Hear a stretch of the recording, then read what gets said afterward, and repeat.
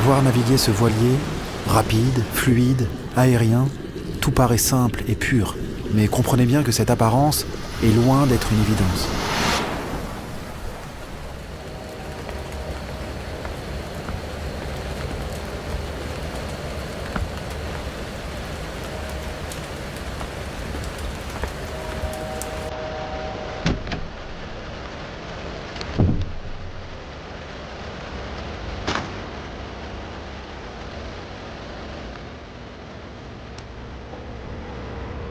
Alors que ce trimaran et son équipage s'élanceront sur les océans du globe cet hiver, en quête du légendaire trophée Jules Verne, il m'est difficile d'imaginer ce que ça prend d'organiser une telle aventure. Comment peut-on se préparer à l'inattendu, à la météo capricieuse, aux problèmes techniques, au manque de sommeil, qui plus est sur ce genre de bateau, car naviguer en volant autour de la planète et sans s'arrêter n'a encore jamais été accompli. On voit des marques noires sur le pont qui sont le tissu noir qui a frotté, mais ça est juste frotté, ça a un peu abîmé. Les vitesses atteintes mettent à rude épreuve l'ensemble du navire, et la moindre épine peut être d'une terrible conséquence. Résoudre problème KJ dérive. On va changer la ligne déjà. Ça c'est vachement sensible en fait, et le KJ il se ferme mal dès qu'il y a un peu de tension. Jeff il est au fait. Il faut voir plus loin qu'un équipage et comprendre qu'autour de ces 6 marins gravite une équipe d'une vingtaine de personnes. Des orfèvres sans qui ce record serait impossible à envisager.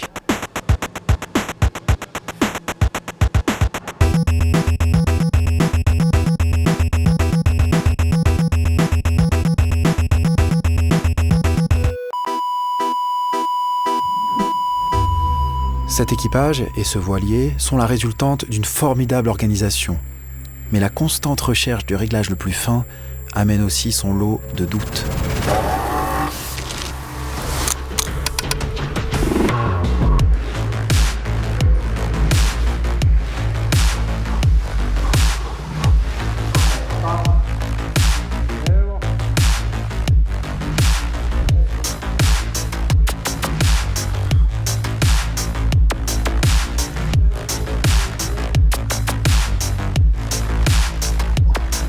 Cette boucle vertueuse s'enchaîne depuis plusieurs semaines entre terre et mer. Des navigations d'entraînement de plusieurs jours, des améliorations techniques, la préparation du corps à un téléphore, l'organisation dans le moindre détail, rien n'est laissé au hasard.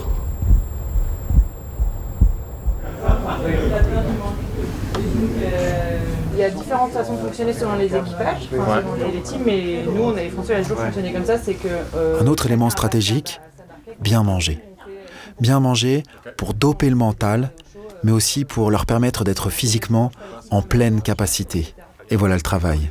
Des quantités et un choix ultra précis pour nourrir 6 marins pendant 40 jours sans trop alourdir le bateau.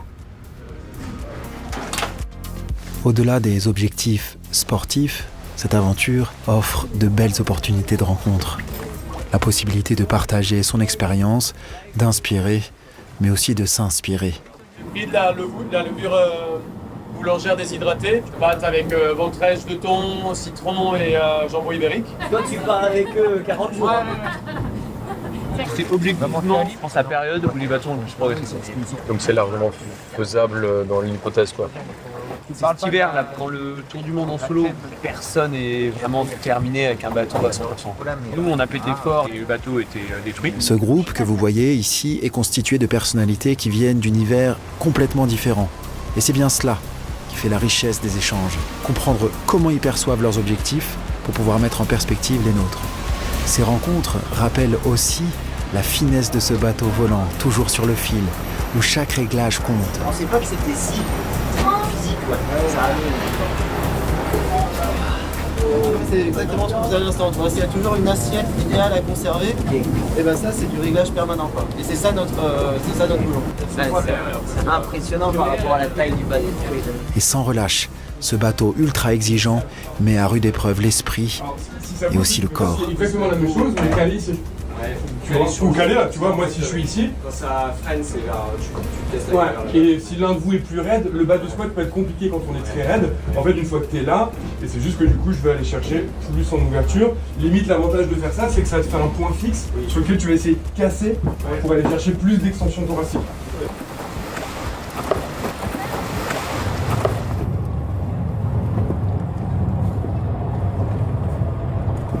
C'est pas mal ça. La poche, Ils sont pas mal.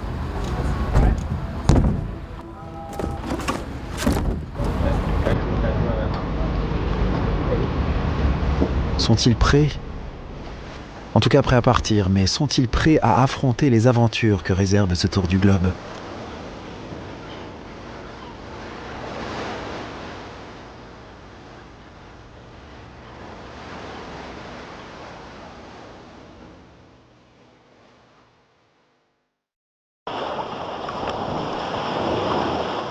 It's race number 6 of the 6th sponsored Spring Championship.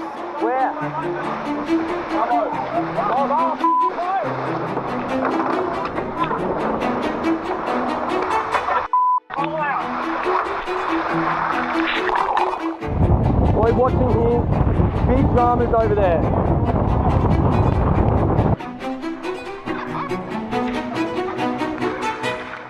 1, 2, bang, away we go. 3, 2, 1. Race. Go hard.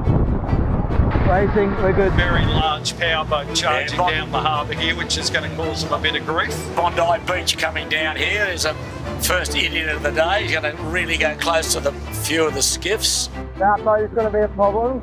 We're going to have to go before him. Monstrous for the harbour. These powerboats have really churned it up, but the 18s are through this bad bit, really, the leaders are, but it'll be Yandu that leads. Lazarus will be in the mix, but she'll be about 4th or 5th. Viewers who've been with us each week so far would have seen we've had a very windy start to this season, and it looked like today wasn't going to be too much different, but as it's turned out, that breeze has fizzled out a little bit.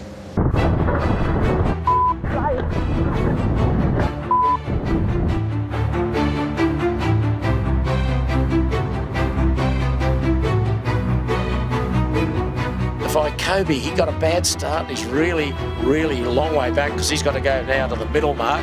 Hope this skipper on the powerboat knows what he's doing.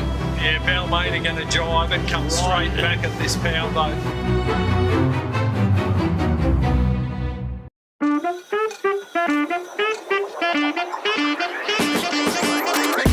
Main on, and tight on. We made them off. Move forward now. Sit.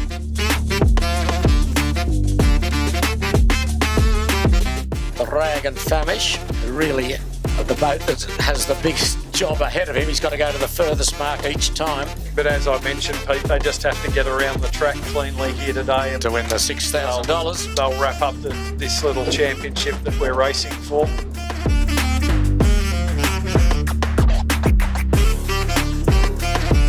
There's a lot of traffic still looking upwind of boats, yachts coming down and power boats. But anyway, nonetheless, we're on the Kitchen Maker.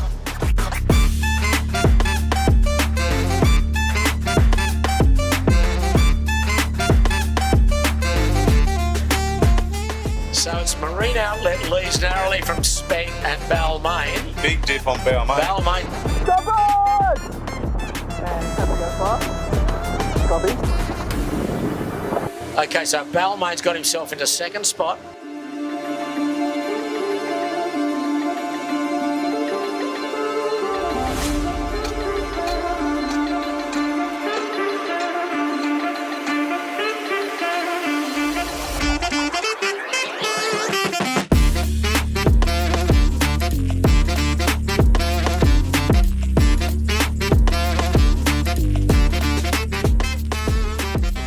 Just taking on a interesting intersection here. There's powerboat just in the background. He'll go behind Balmain, I hope. We just missed that. There was a big air from Marine Outlet there, and that really slowed them down. Just trying to push through the wash on the other side. So very big powerboat's gone through. Another incompetent idiot on a powerboat. Marine Outlet, what's happened to them? Something's happened to Marine Outlet. They just can't get that spinnaker on. Yeah, I think he might have dropped the sheet. He's had to go in and grab it. Looks more than that. They're waving their arms. They're not happy. It's that stupid powerboat has caused some damage or issue here on Marine Outlet. And Lazarus has now got himself into third spot. He goes to the shorter mark. Well, meanwhile, Marine Outlet just limping to the leeward mark with Main and Jim, and whether they will continue would be doubtful, I would say. Bang, bang. As much as you can. Swing, Nate, swing. There we go, looking back down Sydney Harbour at the Balmain. Going fast, looking in control. About to put a tack in. I'll just carry up to the ley line. Easy bear away, not that much pressure now, but here they go. Bow down, and they're on their way for Shark Island, and then on their way home. Balmain leads. Nice, right. Feeling good. Okay, round we go. Order is Balmain, the race leader right off Nielsen Park. Smeg second, and third will be Lazarus. Let me lock in. Yeah, I need your leg on the other side of me. On his way to Shark Island with a very, very nice lead. He's getting a good gust now. Yeah, they've got a big left-hander on there, a little rag in the chute. They'll still get there, they'll be okay. Got his fishing boat as well. All right, main on a bit now. Main on, main on, main on. Main on. All right, got a dive here, boys. 2, 1. So the final heat of the 6th sponsored Spring Championship belongs to Balmain. Outstanding effort. Henry Larkins, Tom Grimes and Flynn Toomey. So there we have it, the battle for second and third and fourth. And all the crews working hard now, downwind. Yes, Smeg laying down to the finish. Lazarus has messed that up. Smeg is second. Finport third. Next up, we'll have our series leader, the Rag and Famish.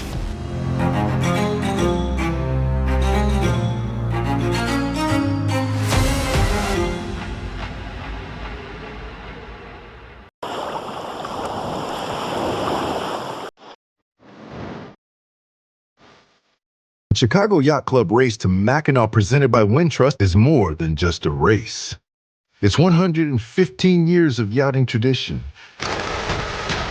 It's the Grand Prix of Great Lakes racing. We work all year long for this one race, basically. The race's rich history, the beautiful race course, and the fierce competition all contribute to what make the Mac race the spectacle it is today. Nearly 250 boats have made their way to Chicago to take on the mighty waters of Lake Michigan in this year's race. On the starting line this year is Moxie, the first all-women's entry in 25 years. We chose the Mac race because it's one of the most challenging. It's one of the longest freshwater races in the world. And just to be able to say that, you know, hey, the women can do this in some of the most challenging conditions, that was really important to us. The gentle breeze and sunshine on Friday created optimal conditions for the cruising division as they raced away from the Chicago skyline to begin their race up the lake.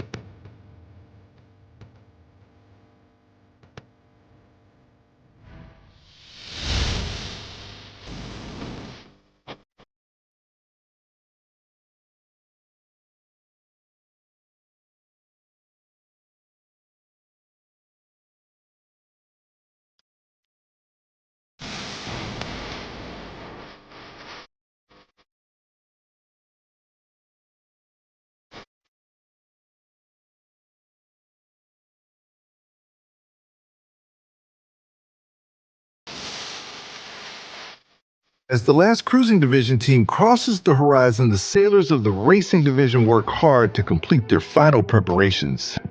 And of course, celebrate the upcoming competition.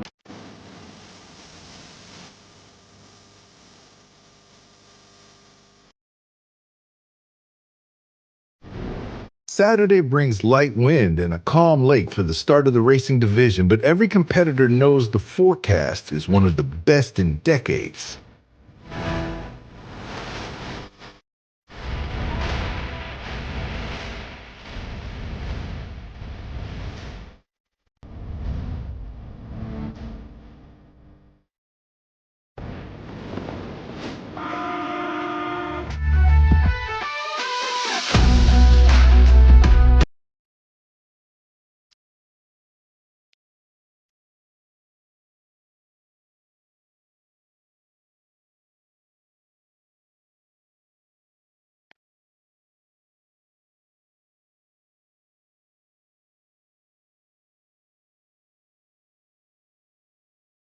The wind speeds begin to build fast, and the downwind race begins to unfold.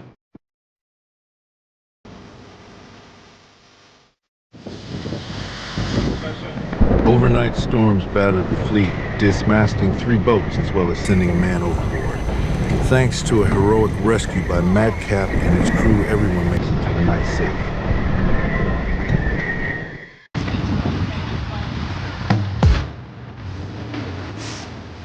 With perfect racing conditions, it becomes clear that records may be shattered as several teams battle through the Straits of Mackinac. In the end, the Andrews 80 Maverick succeeds in defeating the old race record by over an hour, an enormous accomplishment for the boat and its crew.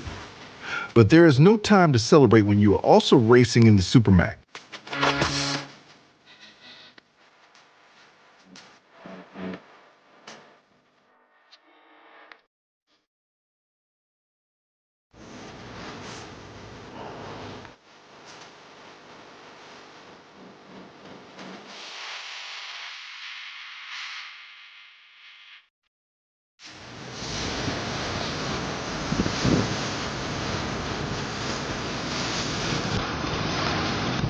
The steady downwind breeze continues pushing the rest of the fleet closer to Mackinac Island.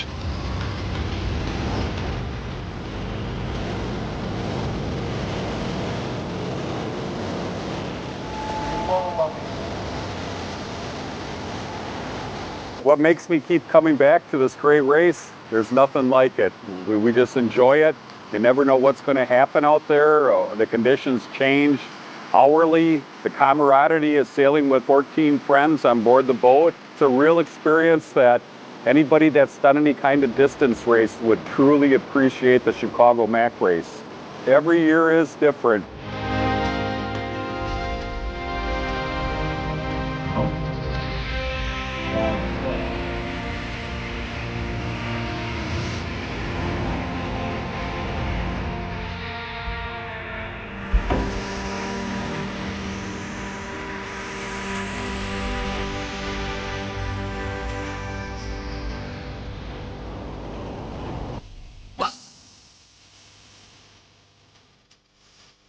We approached the bridge. We had a couple crew members sleeping, and I went down and I got them up. I'm like, you guys got to see the bridge. And they came running up, and everybody's taking pictures, and we're sailing as hard as we could because we had another boat that we're jockeying with. But there was this level of buzz in the whole crew, just excitement, anticipation. You know, we'd worked so hard for so many days that all of a sudden we're here. We could see the line. It was just an incredible feeling to know we're about to succeed in one of the most difficult freshwater races in the world. And when I got to the finish line, I was a little emotional.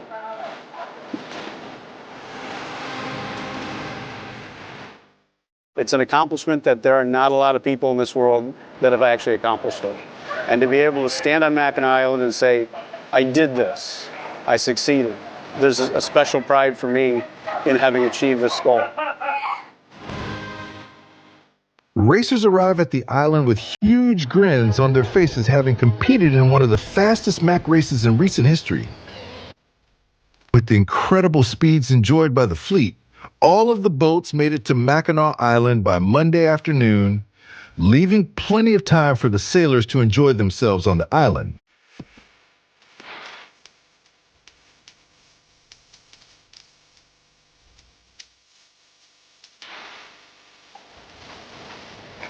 New this year, the First Timers Brunch at Mission Point celebrated the sailors' newest accomplishments of completing the Mac.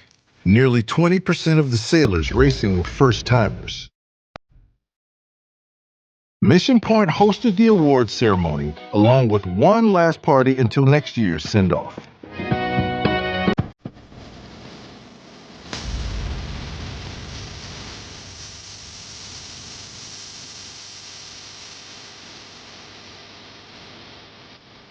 The Mackinac Trophy was bestowed to the Pac 52, Natalie J.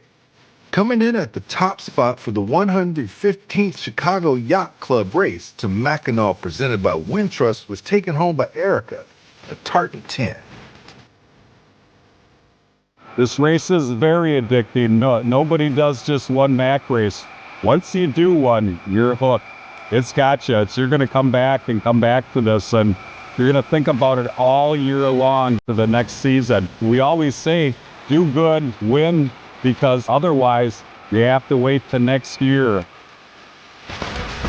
The 115th Chicago Yacht Club race to Mackinac presented by Wintrust was one for the record books. But only time will tell what adventures next year's race will bring.